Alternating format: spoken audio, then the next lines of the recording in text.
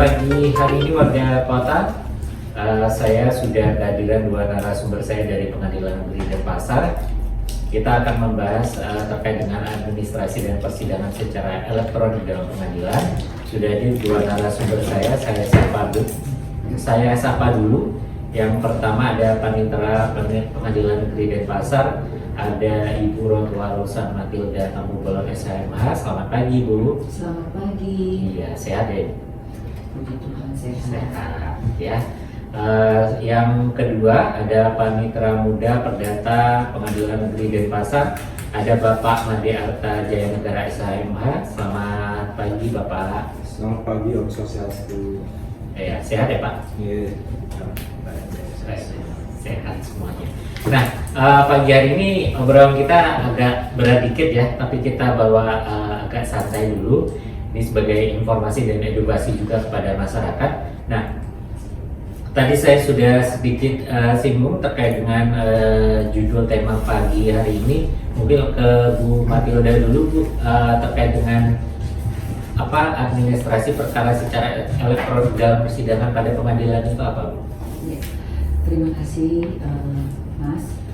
Perlu kami sampaikan bahwa Mahkamah Agung saat ini sedang atau sudah menjalankan seluruh pelaksanaan daripada administrasi perkara, baik mulai dari awal pendaftaran sampai dengan persidangan dan sampai akhirnya upaya hukum sudah dilakukan seluruhnya secara elektronik, di mana awalnya pertama bahwa sesuai dengan Perma 7 tahun 2022 dengan perubahan yang dilakukan atas Perma nomor 1 tahun 2019 tentang administrasi perkara dan persidangan di pengadilan secara elektronik.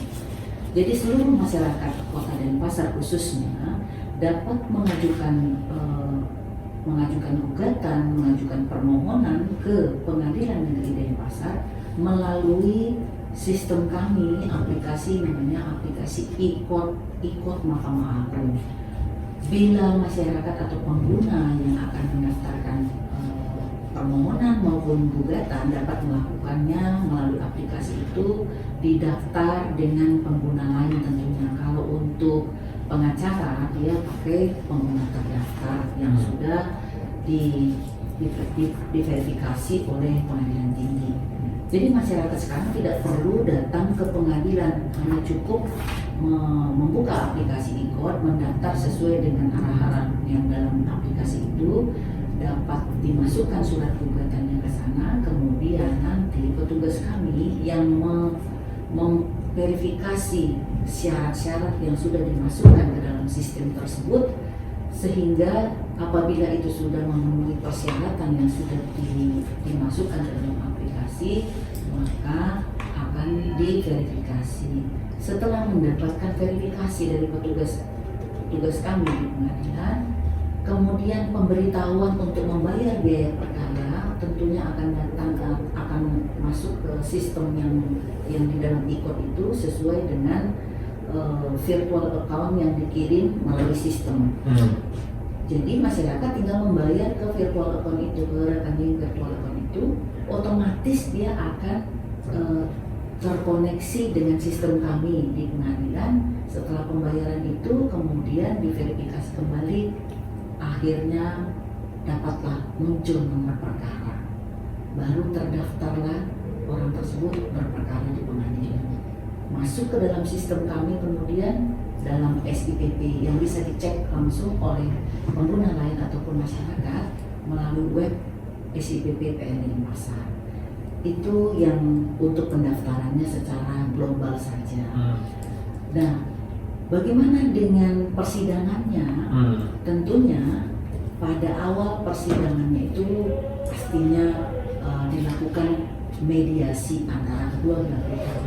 Mediasi juga dilakukan secara elektronik, itu diatur di dalam Perma nomor 3 tahun 2022, di mana mediasi yang dahulunya harus wajib dihadiri oleh prinsipal. Nah, di dalam mediasi elektronik ini bisa dilakukan secara virtual. Jadi ada hal-hal yang diatur baru sesuai dengan Perma nomor 3 tahun 2022 ini, bahwa mediasi itu bisa dilakukan secara virtual oleh para pihak. Misalnya satu pihaknya di Denpasar, satu lagi di Jakarta. Itu bisa dilakukan. Dahulu kan harus datang ke pengadilan bertemu dengan hakim mediatornya.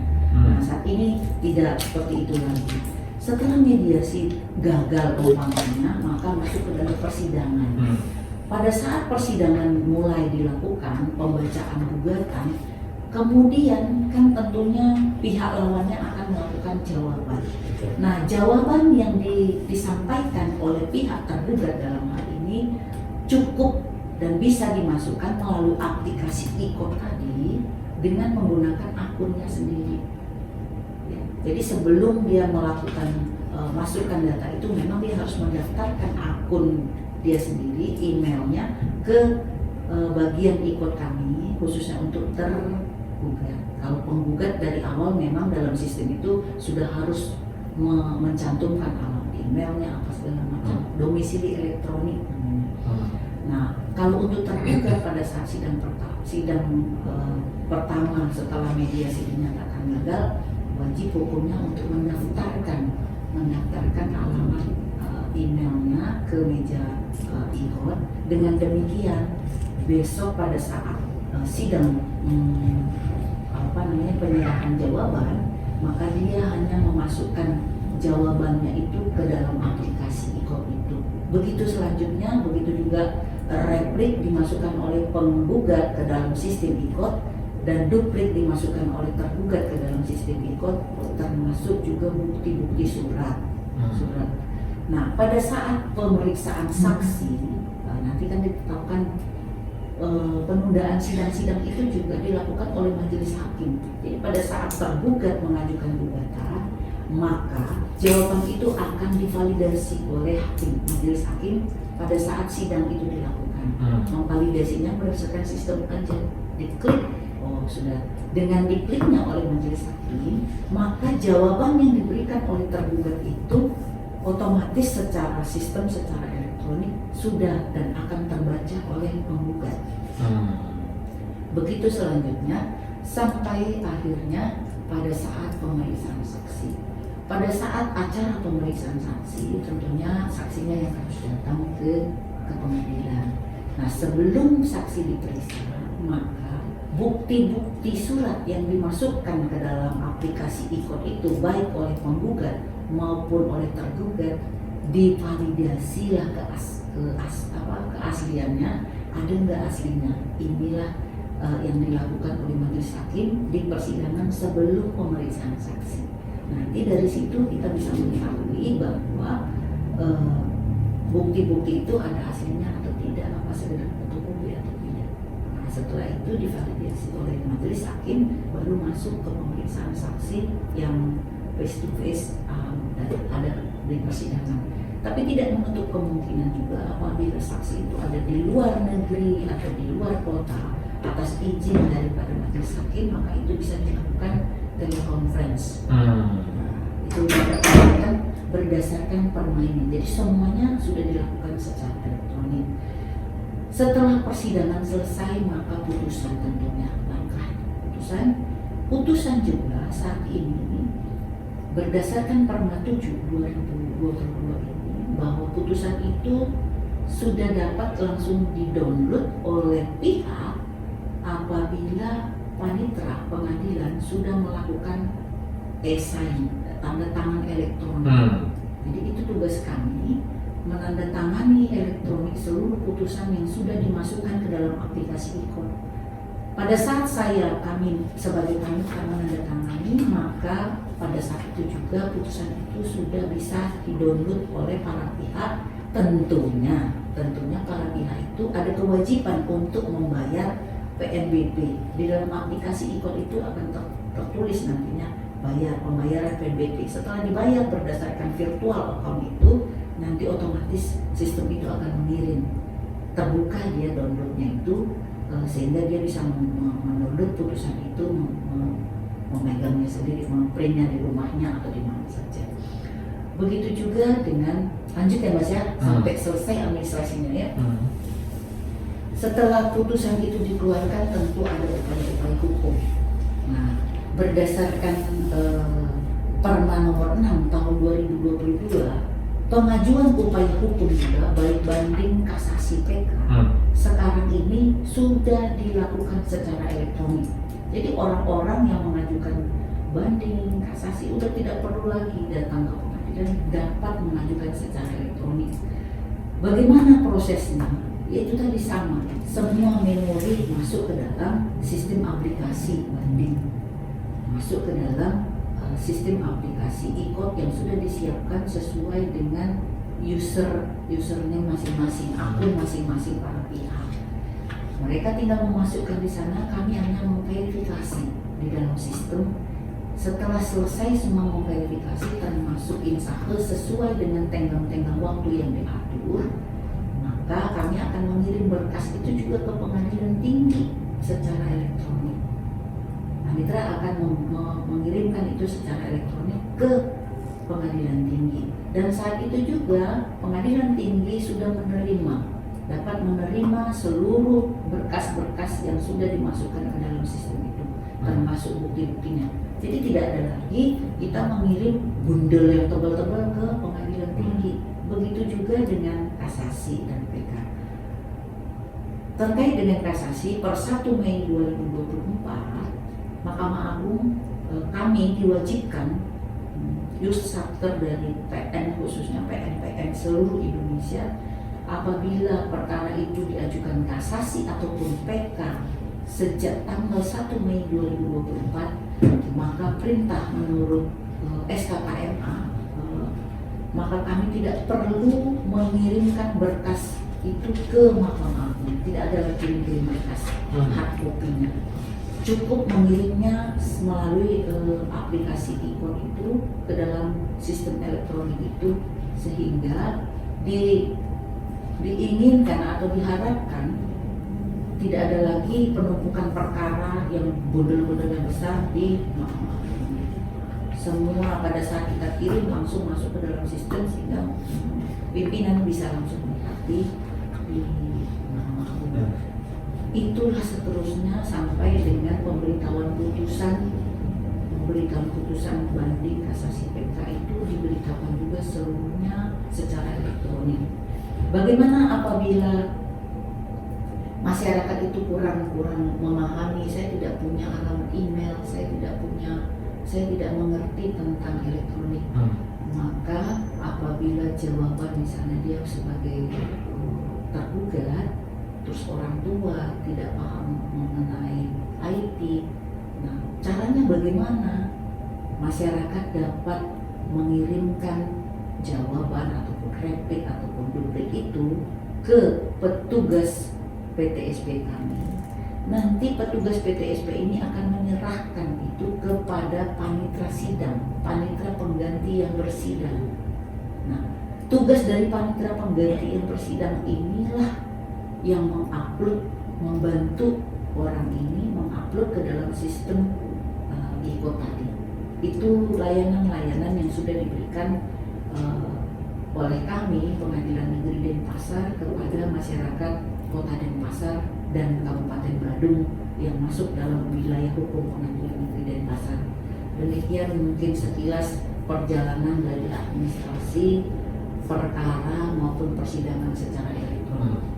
Oke, nah ini menarik. Mungkin satu pertanyaan dulu sebelum kita ke pertanyaan selanjutnya, Bu.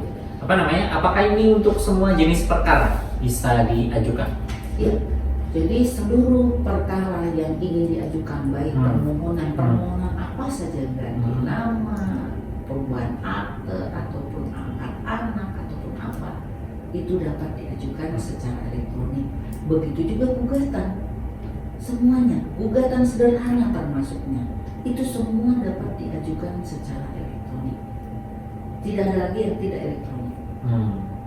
Artinya bisa dilakukan dari rumah. Dari gitu rumah, kan? ya. Betul. Pengacara dari Jakarta, dari Surabaya, dari Bandung bisa mendaftarkan perkara itu ke pengadilan yang mana dia menuju. Mau pengadilan Iringan, mau pengadilan Denpasar, monggo. Iya, artinya tidak harus datang seperti yang Ibu Matilda tadi bilang begitu ya. Oke, nah kalau kita berbicara soal apa namanya, ini kan sebuah inovasi yang diberikan kepada masyarakat. Nah, tujuan sebenarnya apa yang apa namanya menjadi tujuan ini dilaksanakan gitu ya untuk diberikan kepada masyarakat? Ya, tentunya tujuannya pastinya itu adalah membuat masyarakat itu lebih gampang. Jadi berperkara itu lebih sederhana, cepat dan biaya ringan, dan kita meningkatkan akses masyarakat untuk mendapatkan keadilan yang baik dan adanya transparansi dan akuntabilitas dari prosedur-prosedur yang dilakukan oleh pengadilan saat ini. Jadi tidak ada lagi di belakang-belakang, kita transparan semuanya, apapun itu terbaca oleh sistem. Jadi nggak ada lagi yang main-main ya, itu sih yang ini. Dan yang paling utama menuju pengadilan yang modern dan profesional. Oke, nah mungkin saya ke Pak Madi deh dulu. Pak Madi, ini kalau kita berbicara selain apa yang disebutkan oleh Bu Matilda tadi, sebenarnya keuntungan utama dari penerapan administrasi dan persidangan secara elektronik itu apa, Pak? Agar masyarakat juga tahu warga Kota Denpasar. Nah, baik, terima kasih atas pertanyaannya. Jadi keuntungan dari proses persidangan maupun pengajuan perkara secara elektronik itu tentunya masyarakat diberikan kemudahan ya, untuk mencari keadilan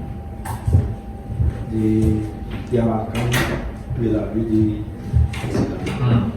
Kemudian tentunya berkaitan dengan biaya juga, dengan biayanya prosesnya lebih sederhana dan lebih cepat. Kemudian tadi seperti Ibu Matilda juga katakan, sampaikan tadi, ya, tentunya lebih bersifat transparansi dan akuntabilitas. Kemudian kita juga ingin pengadilan itu tentunya lebih bersifat modern dan profesional dalam memberikan pelayanan kepada masyarakat. Yang dapat saya sampaikan, ya itulah kemudahan bagi masyarakat untuk berproses di dalam persidangan. Oke, baik. Terima kasih Pak Madi. Nah, Bu Matilda, ini kan menarik Bu. Apa namanya? Sebelum ke selanjutnya ini, apa namanya? Ada 4 perma sebenarnya yang perlu disosialisasikan kepada masyarakat. Perma nomor 3, nomor 6, nomor 7, dan nomor 8 gitu ya. Nah, ini kan kalau kita berbicara soal elektronik Bu, untuk melindungi informasi yang sensitif banget Bu, ini gimana? Untuk katakanlah mencegah kebocoran data itu gimana? Apa yang dilakukan oleh rekan-rekan kita di pengadilan negeri? Baik, terima kasih Mas. Jadi perma ini didukung oleh sistem kami yang sudah diuji, baik sistem IQAD maupun namanya SIPP, Sistem Informasi Penelusuran Perkara. Jadi di sana itu sudah dibuat sedemikian rupa, hanya bisa dibuka di pengadilan negeri, tetapi itu bisa dibuka masyarakat dari luar hanya membaca saja. Oke. Ya, jadi kalau kami yang mengerjakan bisa tentunya membuka, mengedit ya. Tetapi kalau untuk pembaca dari luar, pengguna yang dibuka melalui web SIPB PN Denpasar misalnya, dia hanya sekedar membaca oh sidang saya tanggal sekian, tundanya tanggal sekian. Jadi dia tahu proses-proses persidangan itu secara umum dibuka di luar dimanapun bisa. Kedua, pada saat putusan ini dibacakan, semua kan masuk ke dalam namanya direktori putusan. Di dalam direktori putusan itu, semua masyarakat bisa membukanya, membuka secara, tapi hanya sekedar membaca. Mengenai tentang keabsahan daripada tanda tangan pengeluaran daripada putusan atau segala macam, kami Mahkamah Agung sudah bekerja sama dengan Badan Standarisasi Sandi Negara ya, BSSN. Ya, Sandi Siber Negara. Jadi itu memang resmi. Pada saat kemarin ada kejadian, kebetulan kemarin baru ada putusan Pengadilan Negeri Denpasar yang saya tanda tangani secara elektronik, dan ada komplain ataupun pertanyaan dari Dirjen AHU. Dirjen AHU itu di bawah daripada Menkumham tentang keabsahan daripada putusan ini. Mereka bertanya, kenapa saya minta putusan ini, minta tanda tangan, spesimen tanda tangan dari panitera pengganti dalam suratnya. Itu saya balas suratnya bahwa yang berhak untuk mengeluarkan, yang berwenang untuk mengeluarkan salinan putusan adalah panitera pengadilan negeri Denpasar, yang dalam hal ini kebetulan yang saya tanda tangani atas nama saya sendiri, Rohtua Rosamatida. Jadi ini sudah benar. Terus pihaknya datang ke sana mengatakan surat itu, komplain kembali kepada kami, katanya barcode-nya tidak bisa dibuka. Saya sampaikan terus, akhirnya saya video langsung, ya, saya videoin cara membukanya. Terus saya sampaikan kepada orang itu, ini loh videonya bisa terbuka. Jadi pada saat kita pakai barcode itu di scan pakai handphone, tentunya atas karena ini resmi maka di situ akan tertera, oh ini benar keabsahannya, dokumen ini adalah asli, dikeluarkan oleh Pengadilan Negeri Denpasar nomor sekian, yang menandatangani adalah ini. Jadi itu sudah merupakan satu bentuk daripada bagaimana keamanan tadi ya, bagaimana keamanan daripada dokumen itu, karena memang sudah terdaftar di BSSN. Jadi gampang saja kalau memang itu palsu, kalau barcode-nya nggak bisa dibuka berarti kan palsu. Betul. Tapi kalau barcode itu bisa terbuka, berarti kan itu sudah benar dokumen asli. Hanya saja kadang-kadang beberapa orang atau beberapa ya bukan instansi, saya bilang instansi nanti salah ya, tapi beberapa orang mungkin nggak paham mau melakukan seperti itu, dia bilang oh, ini nggak bisa terbuka. Nah, itu yang kami alami. Oke, nah menarik. Ini satu pertanyaan yang tadi sebenarnya sudah sedikit disinggung waktu di awal. Kalau berperkara gitu kan, kita nyewa advokat dari luar, katakanlah seperti itu. Tapi berperkaranya itu di Denpasar, kita nyewa dari Jakarta, katakanlah mungkin nyewa siapa gitu kan. Nah, ini ada saran nggak sih Bu untuk menjadi pengguna terdaftar bagi advokat itu apa aja? Ya, kalau untuk pengguna terdaftar itu pastinya seluruh advokat yang sudah disumpah dan mendaftarkan advokat ini harus mendaftarkan dirinya sebagai advokat itu di tempat di mana dia disumpah. Oke. Jadi kalau advokat itu disumpah di Jakarta, terus dia mau mendaftarkan akun pengguna terdaftar itu di Denpasar, tentunya datanya tidak ada. Jadi para advokat itu harus mendaftarkan dirinya sebagai advokat terdaftar, pengguna terdaftar itu di pengadilan tinggi di mana dia disumpah. dengan syarat-syarat tentunya KTP, kartu anggota anggota itu, terus berdasarkan sumpah. Nanti pengadilan tinggi yang akan memverifikasi. Dengan diverifikasinya itu tentunya dia akan mendaftar dan mendapat akun terdaftar. Jadi apabila pengacara itu sudah mendapatkan akun terdaftar dimanapun dia menggunakan akun yang sama, jadi bisa mendaftarkan ke pengadilan di seluruh Indonesia. Gitu. Mau siapapun yang menggunakan dia, misalnya orang Denpasar, masyarakat Denpasar memilih pengacara yang beralamat di Jakarta, itu bisa mendaftarkan dengan akun yang sudah terdaftar. Itulah sistem yang dibangun oleh Mahkamah Agung dalam ICOT ini. Jadi memang sudah jauh kita melangkah untuk bagaimana bersinergi dengan sistem supaya membantu masyarakat yang ingin mencari keadilan sebagai pengguna, sebagai pelanggan kami. Jadi diberi kemudahan-kemudahan yang sangat-sangat penting. Oke, terima kasih Bu. Saya ke Pak Madi. Nah, Pak Madi kalau misal untuk jadi pengguna lain ini bisa nggak sih Pak? Tentunya kalau pengguna lain selain pengacara yang kita tadi katakan, ya, yang dimaksud pengguna lain itu misalnya masyarakat ataupun mereka yang bukan sebagai kuasa. Persyaratannya itu ada kartu identitas pegawai atau kartu anggota maupun surat tugas dari pihak yang mewakili, baik itu dari kementerian, lembaga ataupun badan usaha. Kemudian kalau termasuk juga paspor dan identitas lainnya dari bagi perseorangan. Dan juga ada penetapan dari Ketua Pengadilan Negeri kalau pengguna itu dikuasakan kepada keluarga. Ya, itu yang mendapat kami. Oke, baik, terima kasih Pak Madi. Nah, Bu Matilda, lanjut lagi Bu, ini ada pertanyaan dari masyarakat dari Ibu Mawar di Tekumar gitu kan. Nah, ada nggak sih tantangan yang dihadapi dalam mengimplementasikan sistem ini Bu di pengadilan atau lembaga terkait? Kalau tantangannya sangat-sangat banyak Mas. Jadi dengan adanya perma ini terus terang bahwa seluruh prosesnya itu kan secara elektronik, termasuk pemanggilan para pihak ya.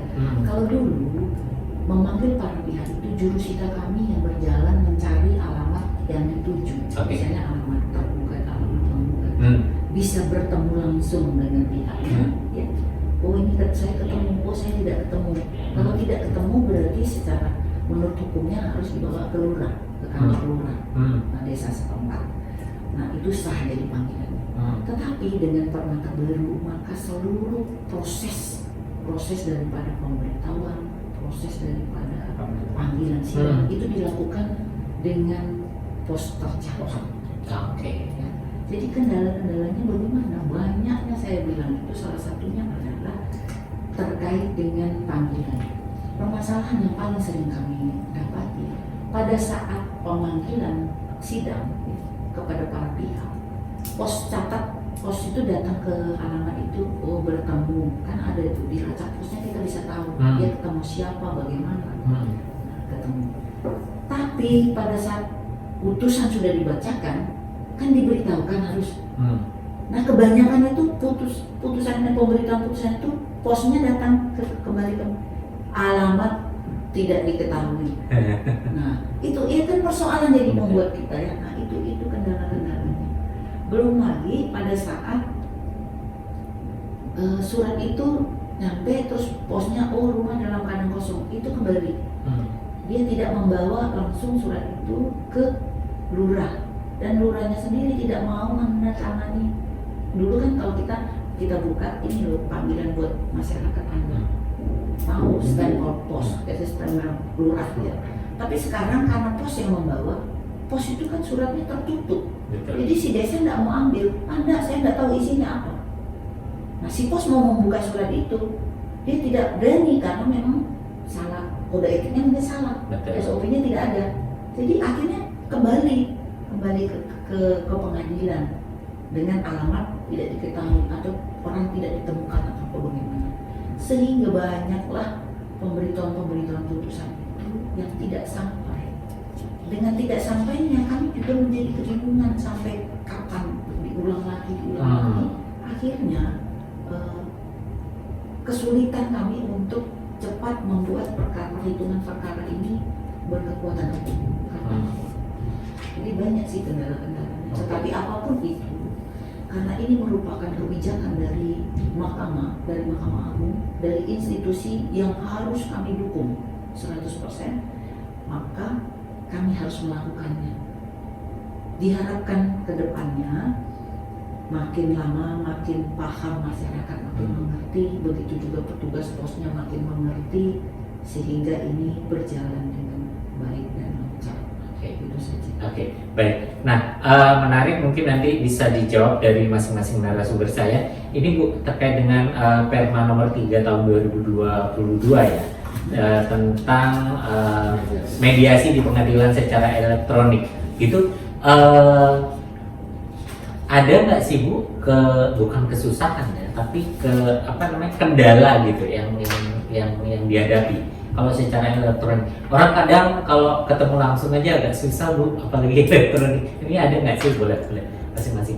Justru kalau ini kebiasaan orang kita ya, kalau kita sudah musuhan, misalnya suami itu ketemu aja jengkel gitu ya. Nah, ini ada kelebihannya.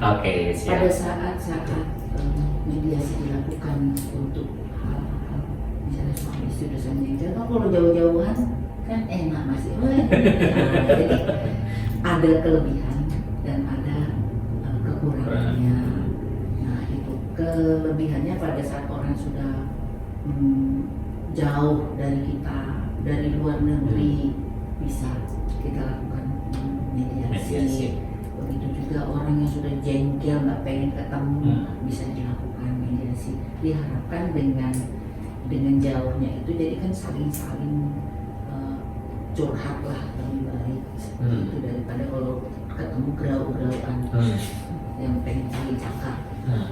Itu sih sebenarnya kendalanya. Cuman yang menjadi paling kendala untuk pengadilan dan pasar tentunya adalah sarananya yang belum memadai untuk dilakukan secara elektronik. Jadi itu harus punya peralatan yang canggih lagi.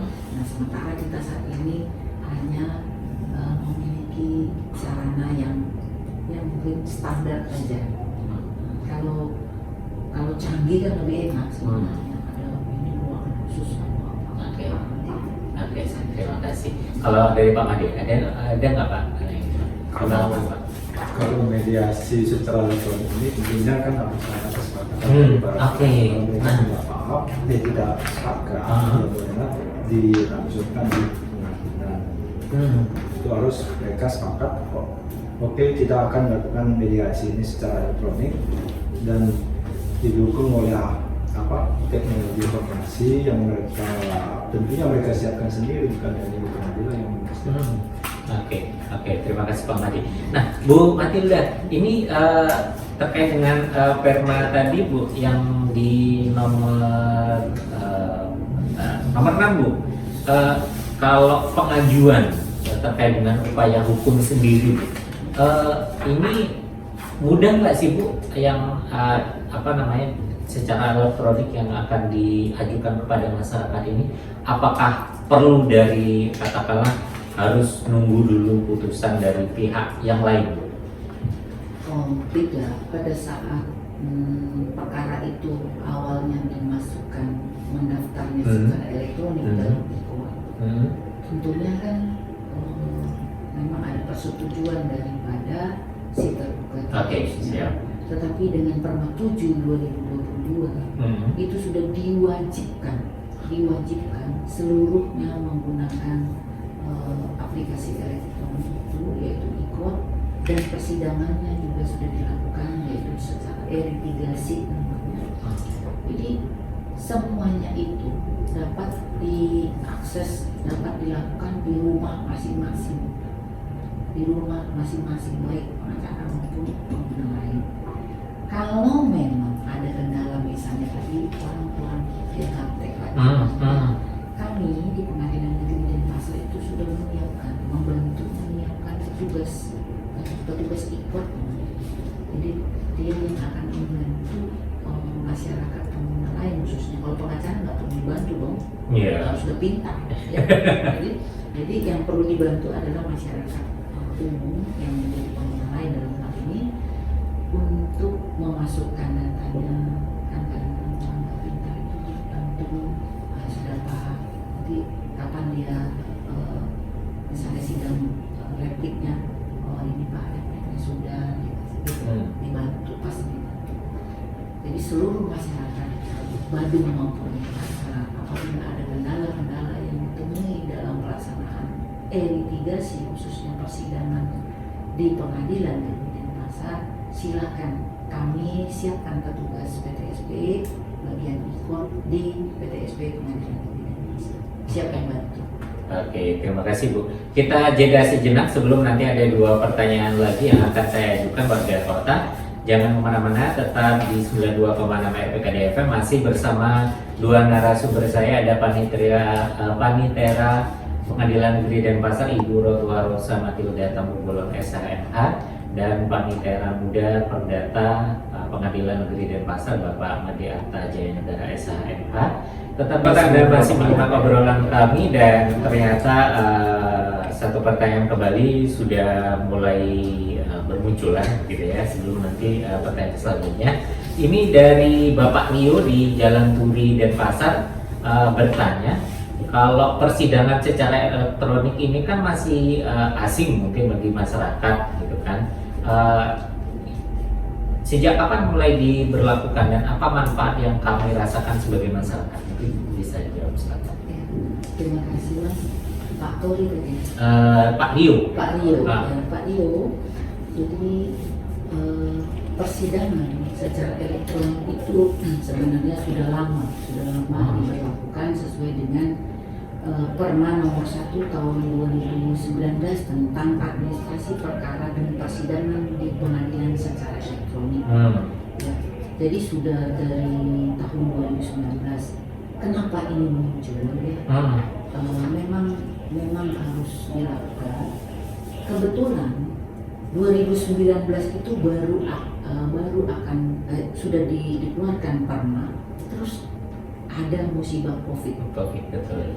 Itu sambung menyambung. Nah, dengan diberlakukan Perma 2019 itu, terus ada COVID, sehingga tidak boleh ada tatap muka.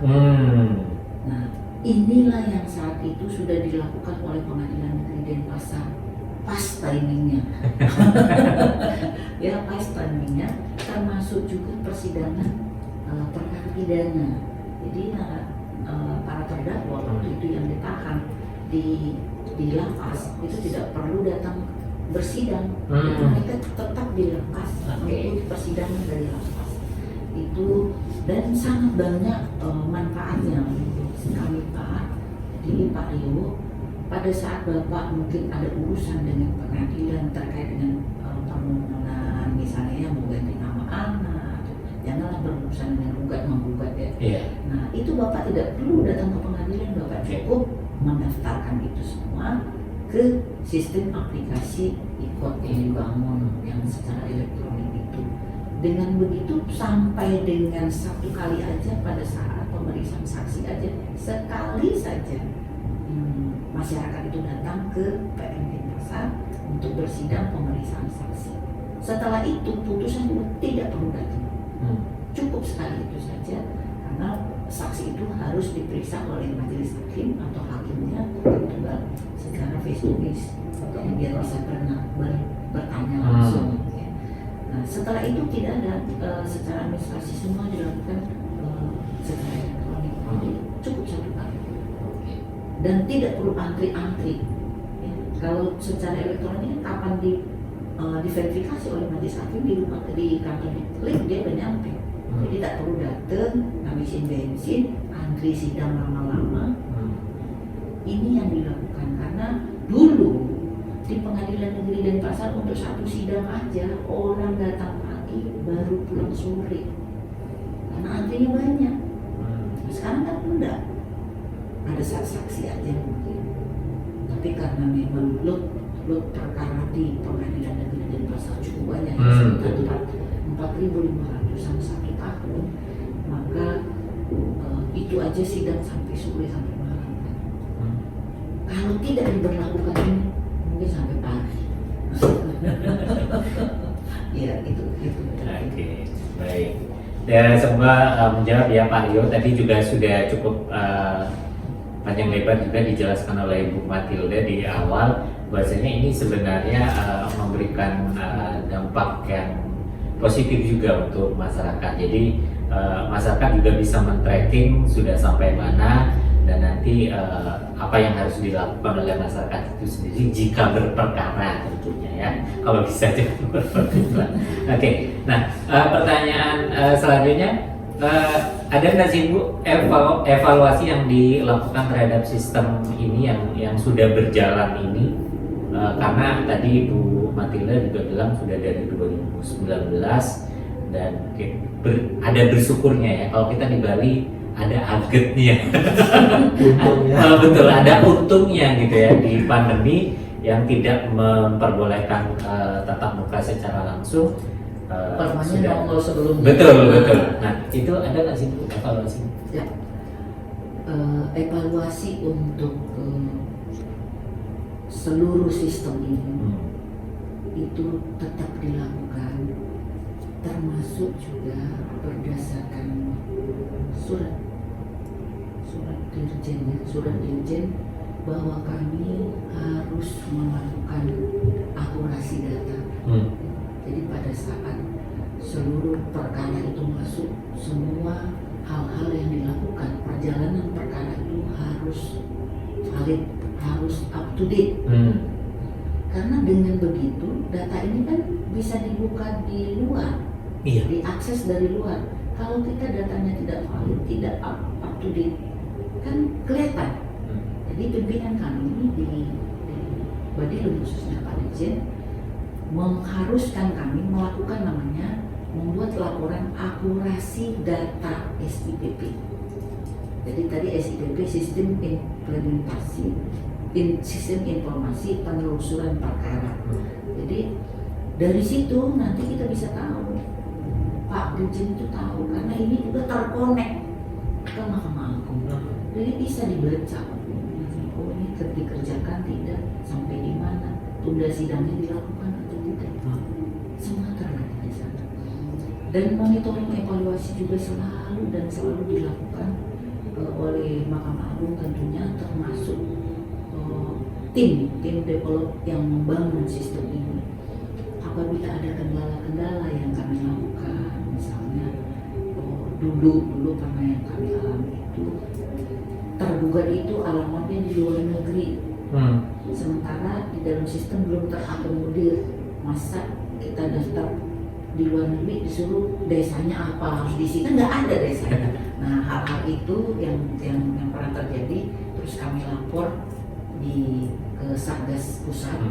Akhirnya mereka merubah sistemnya, mungkin kalau luar negeri jangan minta desa lagi dong, karena kan kalau sistem diminta itu kita nggak isi, nggak mau dia. Oke, iya betul. Jadi ini semua perbaikan ini dilakukan apabila ada kendala di bawah. Jadi pada saat kami menemukan kendala terkait dengan sistem, maka kami bertugas untuk melaporkan ini ke Satgas yang ada di pusat, sehingga aplikasi ini terus dimutakhirkan, jadi terus diperbarui menjadi lebih baik, menjadi lebih sempurna.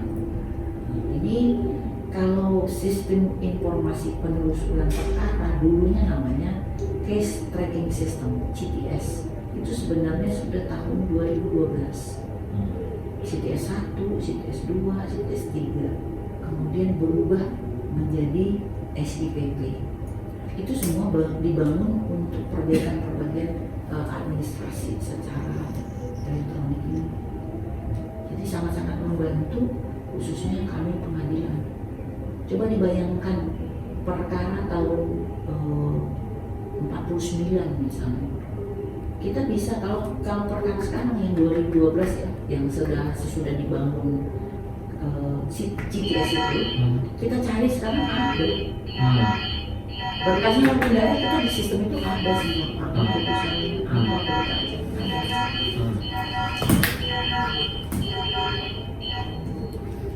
Terus kalau dulu cari-cari berkasnya di Manggarai ya. Iya, betul. Kalau sekarang ada. Jadi semua administrasi perkara, bundelnya perkara itu di sistem kami, mudah-mudahan lebih gampang dicari. Itu kelebihannya dan sangat membantu. Oke, baik, terima kasih Bu.